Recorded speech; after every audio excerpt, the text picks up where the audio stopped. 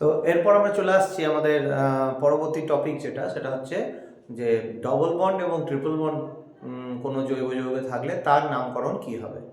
হ্যাঁ, তো আগের ভিডিওগুলোতে আমরা গ্রুপ নিয়ে আলোচনা করলাম, মূলকগুলো নিয়ে। তো এরপর আমরা দ্বিবন্ধন ত্রিবন্ধন এখন আলোচনা করব, এবং পরবর্তী ভিডিওতে আমরা দ্বিবন্ধন ত্রিবন্ধনের সঙ্গে ওই অ্যালকোহল অ্যালডিহাইড মূলকের মিক্সচার করে যে জৈব যৌগগুলো হয় সেগুলোর নামকরণটা শিখব। ঠিক আছে, তো আপাতত আমরা দ্বিবন্ধন এবং ত্রিবন্ধনটা দেখি। তো প্রথমে আমরা 1 নম্বরে পাচ্ছি C2H4 এটাকে। তো এই জিনিসগুলো করার আগে, এদের গঠনগত সংকেত আঁকার আগে প্রথমে বুঝে নিতে হবে এই ফর্মুলাটা থেকেই যে এটা ডবল বন্ড না ট্রিপল বন্ড না সিঙ্গেল বন্ড, মানে অ্যালকেন না অ্যালকিন না অ্যালকাইন, সেটা বুঝে নিতে হবে। ঠিক আছে, তো তার জন্য আমাদেরকে জেনারেল ফর্মুলা জানতে হবে। তো অ্যালকেন বা সিঙ্গেল বন্ডের জেনারেল ফর্মুলা হচ্ছে এটা CnH2n+2, এটা সিঙ্গেল বন্ডের। CnH2n এটা ডবল বন্ডের, এবং CnH2n-2 এটা ট্রিপল বন্ডের। ঠিক আছে, তো এই তিনটের মধ্যে কার সাথে এটা ম্যাচ করছে সেটা আমরা দেখব। যদি ডবল বন্ডের সাথে করে তাহলে ডবল বন্ডের হবে আঁকাটা। তো এখানে একটা জিনিস জেনে রাখা দরকার যে ডবল বন্ড থাকলে কেমন ধরনের নাম হয় এবং ট্রিপল বন্ড থাকলে কেমন ধরনের নাম হয়। তো ডবল বন্ড যদি থাকে কোনো জৈব যৌগে, তখন নামের শেষে হস্যই দন্তের ন অর্থাৎ ইন এই কথাটা আসবে। ঠিক আছে, এবং ট্রিপল বন্ডের শেষে আসবে এই কথাটা আইন। ঠিক আছে, এই দুটো ওয়ার্ড মনে রাখতে হবে। তো আমরা এবার দেখছি যে এই যে জৈব যৌগটা CnH2n, এই যে সাধারণ ফর্মুলাটা ডবল বন্ডের, এইটার সঙ্গে এটা ম্যাচ করছে, কারণ এখানে কার্বন দুটো আছে, তো n এর জায়গায় 2 বসাচ্ছি। তো সেক্ষেত্রে 2n মানে হচ্ছে 2 × 2 অর্থাৎ হাইড্রোজেন 4টে হয়ে যাচ্ছে। ঠিক আছে, তাহলে এর সঙ্গে ম্যাচ করে গেল, তার মানে এটা ডবল বন্ডের ফর্মুলা। তো আমরা এঁকে নিচ্ছি, একটা কার্বন, মাঝে ডবল বন্ড, আর হাইড্রোজেন গুলো আছে, আমি আঁকলাম না। তো এইটা হচ্ছে আমাদের এই ডবল বন্ড, যেটা ইথিলিন বলে, তার ফর্মুলা। এবং এটার IUPAC নেম হচ্ছে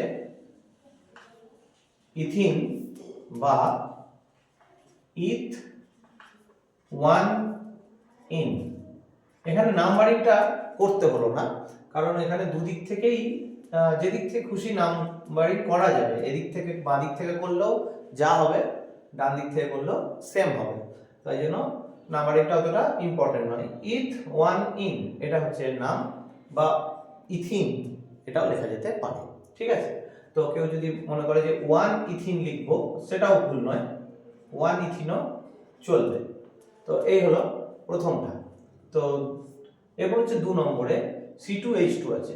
তো C এর জায়গায় 2 বসালে আমি ট্রিপল বন্ডের বেলায় দেখতে পাচ্ছি, যদি n এর জায়গায় 2 বসাই, C এর জায়গায় নয়, সরি, n এর জায়গায় যদি 2 বসাই, তাহলে হাইড্রোজেন হচ্ছে 2n-2, তার মানে 2 × 2 মানে 4 -2 মানে 4 - 2 মানে আবার 12। তাহলে C2 যদি হয় তাহলে H2 অর্থাৎ ট্রিপল বন্ডের ফর্মুলা এটা ম্যাচ করে যাচ্ছে। ঠিক আছে, তো ট্রিপল বন্ড এটা জানো সবাই যে এটা অ্যাসিটিলিনের ফর্মুলা, এবং এটা ট্রিপল বন্ড। তো সেই অ্যাসিটিলিনের নাম তো ওটা IUPAC নয়, ওটা আমরা ইউজ করি, তো কমন নেম। কিন্তু C2H2 এর ছবিটা কেমন হবে, এই হচ্ছে C2H2 এর ছবি, এর IUPAC নেম এবার আমরা দেখতে পাবো। তো এখানে দুটো কার্বন আছে, নাম্বারিং যেদিক থেকে খুশি কোনো সমস্যা নাই, এবং এর নাম হবে, আমরা দেখতে পাচ্ছি ট্রিপল বন্ডে আইন হয়, তো সেই হিসাবে যেহেতু দুটো কার্বন আছে তাই ইথ 1-আইন, মাঝে ড্যাশ। ঠিক আছে, ড্যাশটা দেওয়া উচিত, দিলে কারেক্ট হবে। তো ইথ 1-আইন এভাবেই নামকরণটা হবে, বা 1-ইথাইনও লেখা যেতে পারে, কোনো সমস্যা নেই। ঠিক আছে, তো এটা গেল দুটো। 3 নম্বরে কি আছে না, মাঝে এই যে 4টে কার্বন আছে, ঠিক মিডলে ডবল বন্ড আছে, তাহলে সেক্ষেত্রে নামটা কি হবে, এরকম ভাবে এইভাবে দিয়েছে, তো সেক্ষেত্রে নামকরণটা কি হবে, এদিকে আমরা দেখতে পাচ্ছি যা নাম্বারিং আমি যেদিক থেকে খুশি করতে পারছি, তো আমি ডান দিক থেকেই করলাম 1 2 3 4। এবং এর বেলায় এখানে একটা ইম্পর্টেন্ট জিনিস, যে ডবল বন্ডটা আছে 2 আর 3 এর মধ্যেখানে, ঠিক আছে। তো এখানে আমি 3 তে বলবো না 2 তে বলবো ডবল বন্ডটা, তো অবশ্যই যেটা কম আমি সেইটা নেব, সেই নাম্বারটা নিতে হয়, এটাই রুল, ঠিক আছে। তো এই নিয়মটা ফলো করতে হবে। তাহলে আমরা বলবো কি না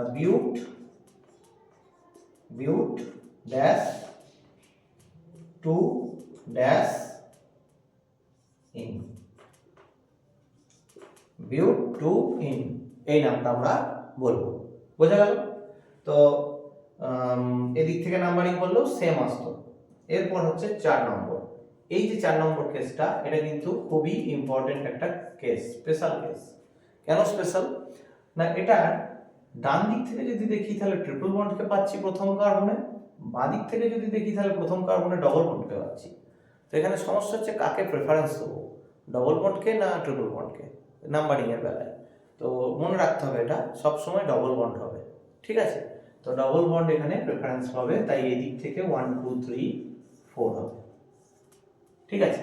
এখানে যখন আমি নামটা লিখবো তখন লাস্টে কি দিয়ে শেষ করব, ইন দিয়ে না আইন দিয়ে। ট্রিপল বন্ডে আইন হয়, ডবল বন্ডে ইন হয়, তো এখানে কিন্তু ট্রিপল বন্ড প্রেফারেন্স পাবে, ঠিক আছে। তাহলে এক্সেপশনাল কেসটা কি না, ডবল বন্ড পেলো নাম্বারিং এর বেলায়, হ্যাঁ, এবং নামের শেষে প্রেফারেন্সটা পাচ্ছে আইন, তার মানে ট্রিপল বন্ড, ঠিক আছে, মনে রাখতে হবে এটা।